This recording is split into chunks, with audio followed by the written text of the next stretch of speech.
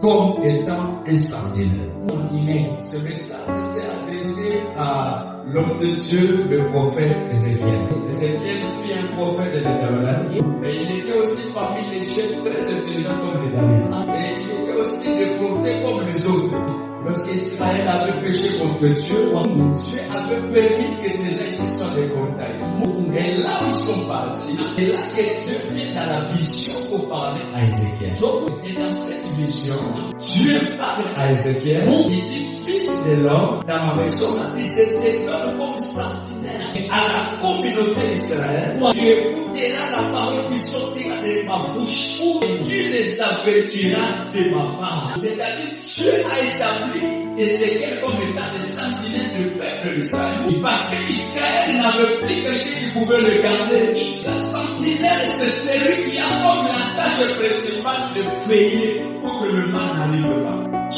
Donc la tâche principale de celui qu'on appelle la sentinelle, c'est de veiller sur le peuple ou sur un territoire. Mais pour les cas d'Ézéchiel, Dieu a établi comme le sentinelle pour la communauté d'Israël. Et du point de vue biblique et du point de vue de Dieu, il sentinelle, c'est d'abord un intercesseur. Alléluia. C'est lui qu'on appelle la sentinelle. C'est un intercesseur. Et c'est qui est l'intercesseur? C'est celui qui se prive de tout. Et qui a la responsabilité de prier pour les autres.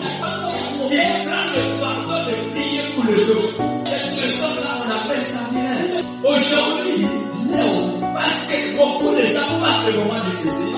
Beaucoup de gens n'ont pris le temps de prier pour les autres. Mais en même temps, on fait des prières pour l'Est de les gens trouvent que si c'est une requête, ils n'ont pas de contact. Ils sont tellement égoïstes. Ils sont dans l'égoïsme spirituel. Bien-aimé dans le Seigneur, Dieu fait que tu sois le sentinelle. Alléluia. Amen. Dieu fait que tu sois l'intercesseur. Même lorsque tu entends qu'il y a des chrétiens qui sont persécutés quelque part.